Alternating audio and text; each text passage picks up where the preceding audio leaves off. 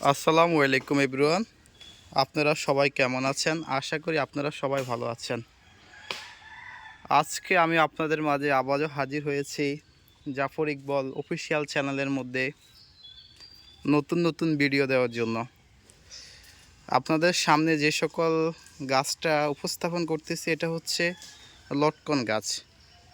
তাছাড়া আমাদের এখানে আরও গাছ রয়েছে, আনারস গাছ। গ্রাম অঞ্চলের মধ্যে সাধারণত যত রকমের ফল গাছ গাছ হচ্ছে এমন একটা জিনিস যা প্রাকৃতিকভাবে উৎপাদন করা হয়। তাছাড়া দেখেন এখানে নয়নতারা ফুল।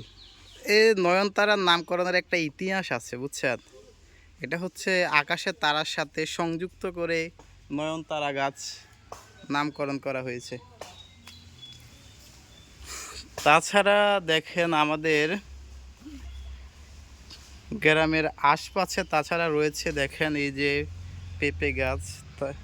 এই যে নার্সারিতে করে সাধারণত বিভিন্ন ধরনের গাছ উৎপাদন করা হয়েছে। এটা হচ্ছে আপনার আমড়া গাছ, এটা হচ্ছে আপনাদের বিলম্ব গাছ। বিলম্ব বলতে একটা কথা মনে পড়ছে যে সচরাচর বিলম্ব গাছ দেখা যায় না, বুঝছেন? কারণ এই গাছটা হচ্ছে নানা যখন সরকারি চাকরি করছে বন বিভাগে তখন এই গাছটা নিয়ে আসছে, এই জন্য উনি পুনরায় উৎপাদন করার চেষ্টা করতেছে, যেহেতু বিলম্ব গাছটা বর্তমানে আর দেখা যাচ্ছে না। তাছাড়া নারকেল গাছ, অনেক সুন্দর সুন্দর গাছ। তাছাড়া আরেকটা গাছ হচ্ছে আপনার হচ্ছে ডালিম গাছ, বুঝছেন?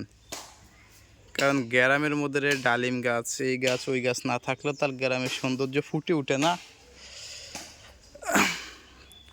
কারণ প্রকৃতি হচ্ছে এমন একটা জিনিস যা নিজের জীবনের বিনিময়ে অন্যকে সবসময় দিতে থাকে। এই যে আরেকটা গাছ হচ্ছে, এটা হচ্ছে আপনার এই যে নয়নতারা গাছ। নয়নতারা গাছটা প্রায় আপনার বিশাল বড় হয়ে গেছে, প্রায় 10 ফুটের উপর হয়ে গেছে, বুঝছেন?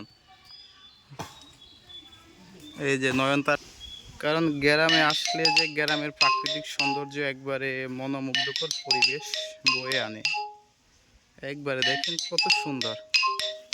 আমি তো ঢাকায় থাকি, বাট গ্রামের সৌন্দর্যকে সবসময় মিস করি। কারণ গ্রাম হচ্ছে আমাদের শিকড়, গ্রাম থেকে আমাদের উৎপত্তি। যদি গ্রাম না থাকতো, যদি নগর থাকতো, তাহলে একসময় সাধারণত যে ন্যাচারাল অ্যাক্টিভিটি তা থাকতো না, যে প্রাকৃতিক ভারসাম্যটা আস্তে আস্তে নষ্ট হয়ে যেত।